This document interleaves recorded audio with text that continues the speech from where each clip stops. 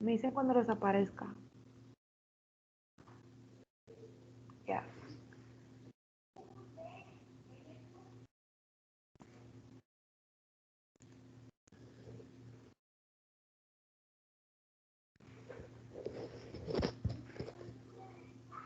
Buenos días. A continuación presentaremos las alteraciones de membrana celular y su relación con el Alzheimer. Presentación que corresponde a la materia de biología celular impartida por la doctora Marisol Sandoval Ríos. Mi equipo se conforma por Marlene Tecuangüey, Aleida Velarde, Víctor González, Gabriela Valencia y su servidora Jennifer Campa.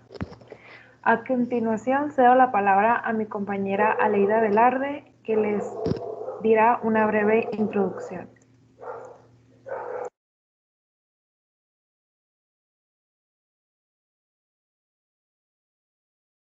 La enfermedad Alzheimer es considerada la principal causa de demencia y la cuarta causa muerte en países desarrollados. Esta es una enfermedad neurodegenerativa que afecta a diferentes partes del cerebro del paciente. Existen varios factores de riesgo. El más común es el aumento de edad, ya que las personas que padecen esta enfermedad suelen tener más de 65 años, pero existen otros factores que también influyen en esta enfermedad.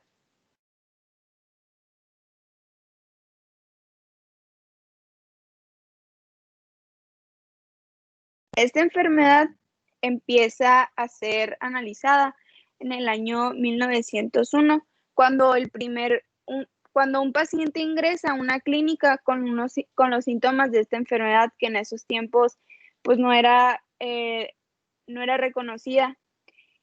Este paciente se le confundían sus síntomas con una demencia, pero un doctor alemán comienza a realizar estudios más profundos en este paciente. Estos estudios duran del año 1901 al año 1906, cuando este paciente muere por esta enfermedad. El doctor, a pesar de que el paciente ya había fallecido, él decide seguir estudiando y solicita el cerebro. Después de investigaciones en el cerebro del paciente fallecido, por primera vez logra describir la enfermedad en un trabajo que él realizó como una enfermedad grave característica de la corteza cerebral. Este trabajo no se publica en el año 1906, sino en el año de 1910, que fue publicado por primera vez en la 8ª edición del Manual de Psiquiatría, que fue la primera vez que esta enfermedad ya tiene el nombre de Alzheimer. Y pues fue nombrada por este doctor, ya que se llamaba Alois Alzheimer. En este mismo libro, ¿la puedes regresar, por favor? En este mismo libro se escribe una frase que fue lo que motiva a seguir estudiando esta enfermedad, que le escribió Kraepelin, que dice: por el momento la interpretación clínica de esta enfermedad de Alzheimer aún no está clara. En 1911 entra un segundo caso que también fue tratado por el mismo doctor, Alois. Después se hace una revisión por Fuller, donde se registran 13 casos nuevos, y después de estudiar a todas esas personas se llega a la conclusión que los pacientes que padecen de esta enfermedad tienen 50 o más de 50 años, y después de que se le diagnostica la enfermedad, vivían solamente 7 años. En el año de los 70, este estudio vuelve a retomar importancia, pero fue hasta el año 1998 donde el doctor Alois vuelve a estudiar al primer paciente que fue diagnosticado, y esos resultados los publica en una nueva revista que se llama Neurogenetics, ya que en Alemania se habían hecho estudios que ayudó en el diagnóstico de esta enfermedad. Después, el Alzheimer se determina como una causa de demencia en adultos mayores. Todavía se veía como una enfermedad que era demencia.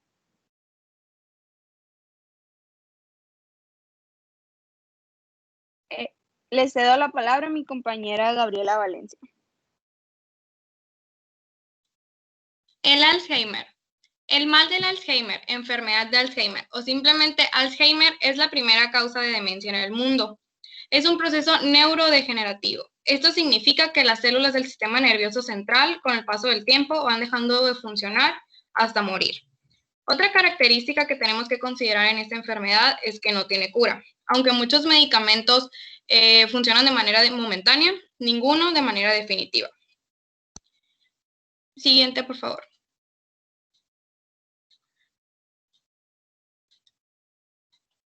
El Alzheimer influye de las siguientes maneras y en el siguiente orden.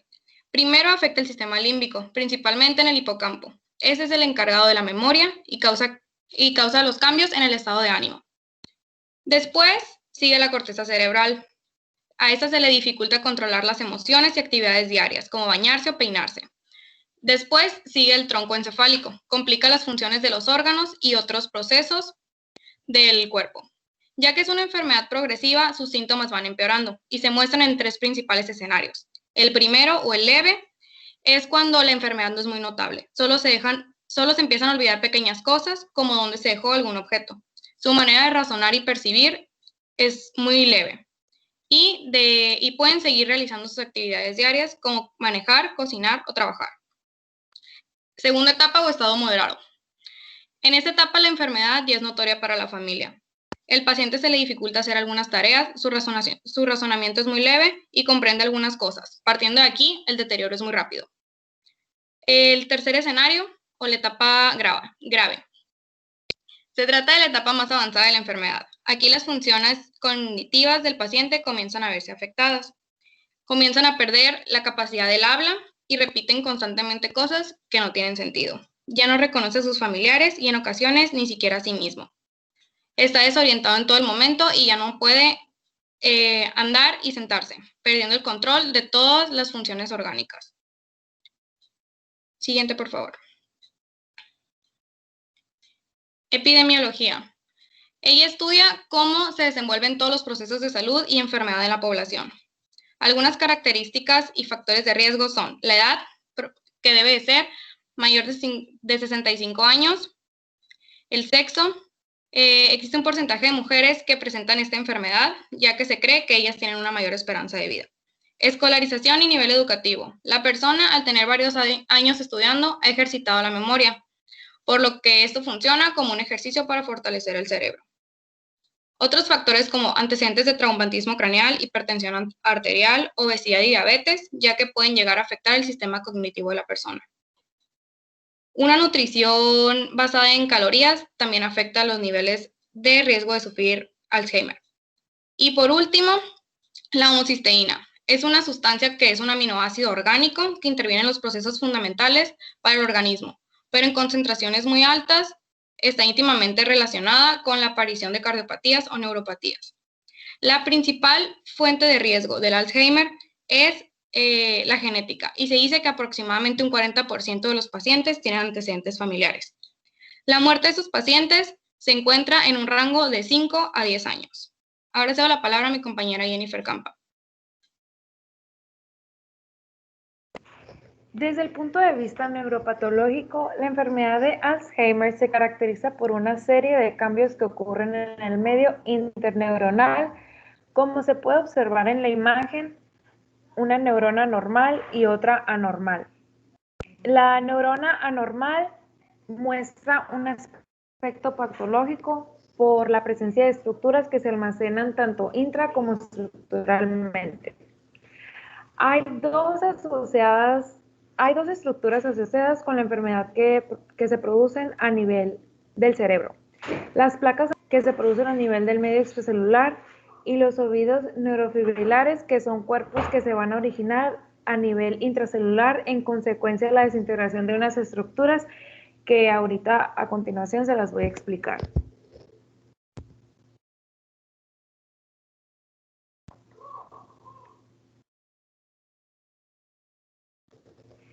Bueno, primero la relación que tienen y las alteraciones que tienen con la membrana las placas amiloides.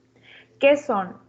Las placas amiloides también son conocidas como placas neuríticas o placas seniles. Se forman en espacios interneuronales de la sustancia gris del cerebro por el depósito de una proteína denominada beta-amiloide que cumple funciones específicas en relación con el estrés oxidativo, el transporte de colesterol o la actividad antimicrobiana, entre otras más. Ahora lo que sucede en la membrana. En el esquema podemos observar una membrana celular con unas proteínas. Esas proteínas son proteínas transmembranales, las que se ven en negro. En la parte superficial está señalado en rosa un fragmento. Este fragmento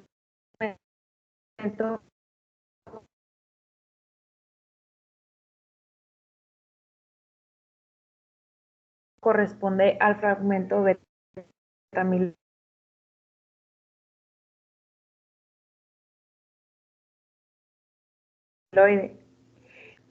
Toda esta proteína. Aquí la fisiopatología de las placas amiloides se presenta a partir de la alteración de estas proteínas APP. Lo que sucede aquí es que por medio de algunos mecanismos relacionados con el estrés oxidativo, se van a producir enzimas específicas que están representadas en la imagen por unas tijeras. Estas van a producir corte en la proteína APP en los sitios específicos donde se une de cada lado el fragmento beta-amiloide. Este hecho va a ocasionar que se origine por medio de muchos fragmentos beta-amiloides, la llamada placa amiloide. Esta se forma fuera de la membrana celular y pues también fuera de la membrana celular encontraremos el resto de las moléculas APP. Este hecho de formación de placa beta-amiloide tiene como resultado una neurona degenerada. Este hecho es lo que representa o complementa la alteración dentro de los mecanismos de conducción que presenta la neurona en el cerebro. Ahora, los ovillos neurofibrilares. ¿Qué son? Pues son filamentos neurofibrilares cuyo componente principal es la proteína tau. Estos se observan en la corteza cerebral de los enfermos de Alzheimer.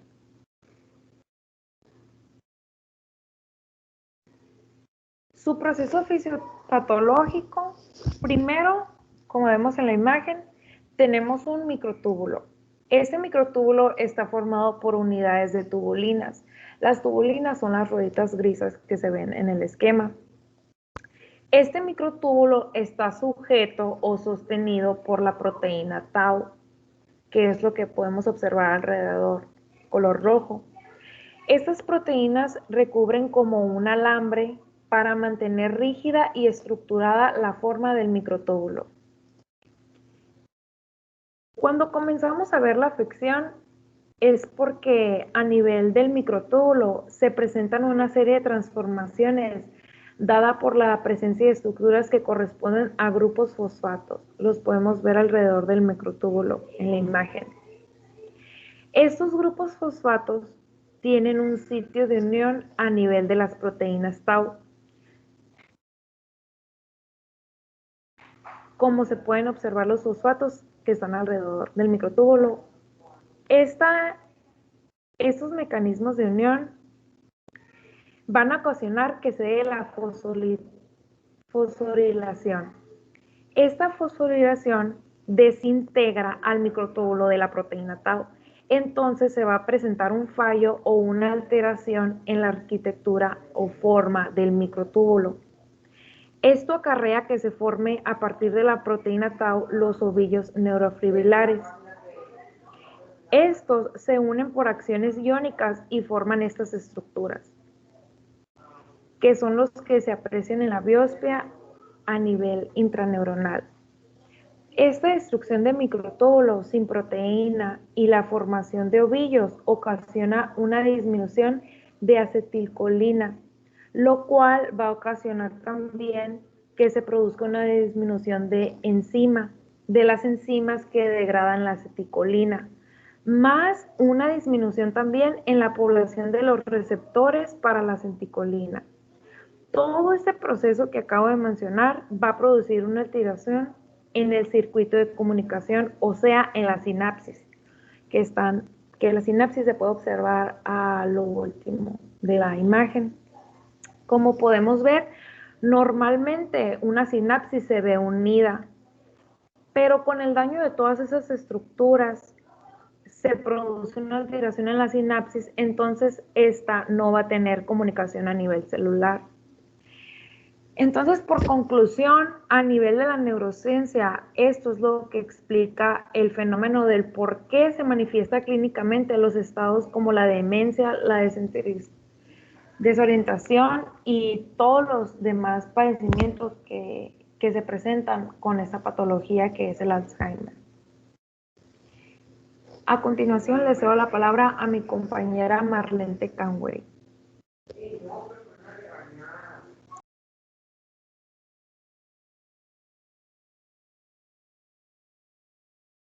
Metodología empleada. El Alzheimer es una demencia progresiva que tiene el déficit de memoria como uno de sus síntomas más tempranos y pronunciados. El paciente empeora progresivamente mostrando problemas perceptivos del lenguaje y emocionales a medida que la enfermedad va avanzando. El principal factor de riesgo es la edad avanzada. Es por eso que los médicos hacen el esfuerzo por emplear métodos de diagnóstico más tempranos y de fácil acceso y descubrir el tratamiento más efectivo. Diagnósticos del Alzheimer. Para diagnosticar demencia de Alzheimer, los médicos realizan pruebas para evaluar el deterioro de la memoria y otras habilidades de razonamiento. Determinan la capacidad funcional e identifican cambios en la conducta y en la actualidad no existe una sola prueba de diagnóstico para la enfermedad del Alzheimer. Estudio para la detección del Alzheimer. Prueba con biomarcadores es aquello que se puede utilizar como indicador de la presencia de enfermedades. También existen 4 tipos de biomarcadores: pruebas de laboratorio y diagnóstico por imágenes del cerebro neuroimagen.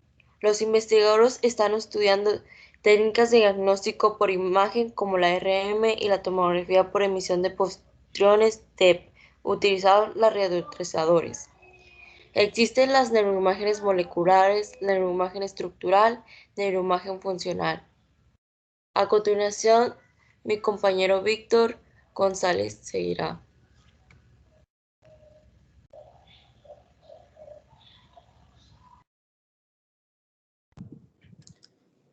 Pero antes de hacer el estudio para detección de Alzheimer, tenemos que descartar alguna otra enfermedad, que el cerebro no haya sido golpeado o algún constante relacionado. También tenemos que evaluar los problemas de la memoria o algún otro síntoma que pueda causar la pérdida de memoria.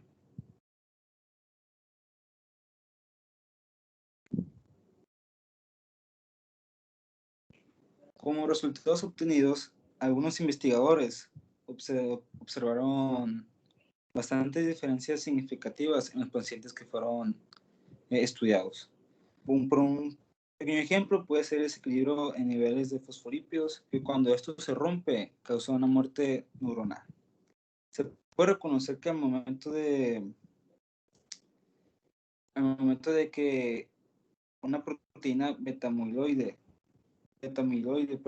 y una tau se forman tipo placas, que esto va causando la degeneración de las neuronas y que al final de esto lleva a la muerte.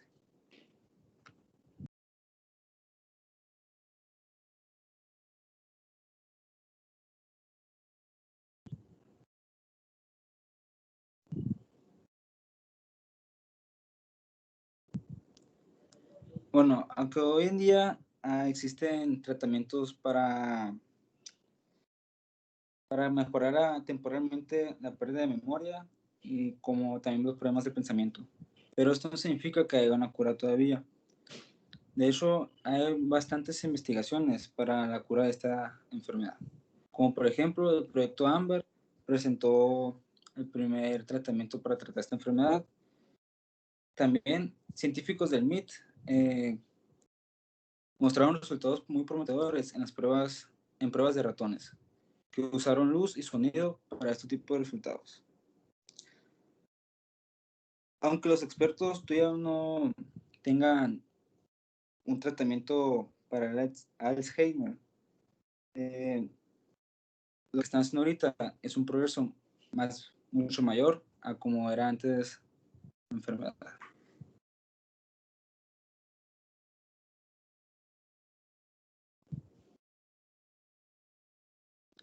Ahora mi compañera Adelaida le seguirá hablando.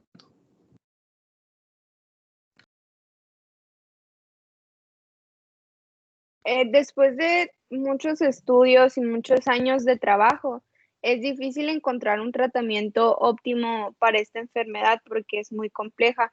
Los esfuerzos se centran ahora en la búsqueda de elementos comunes para dicha enfermedad que gozan de un gran interés como dianas terapéuticas futuras.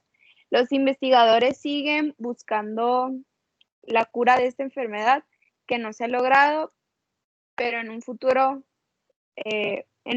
próximo sí se va a poder lograr. Muchas gracias.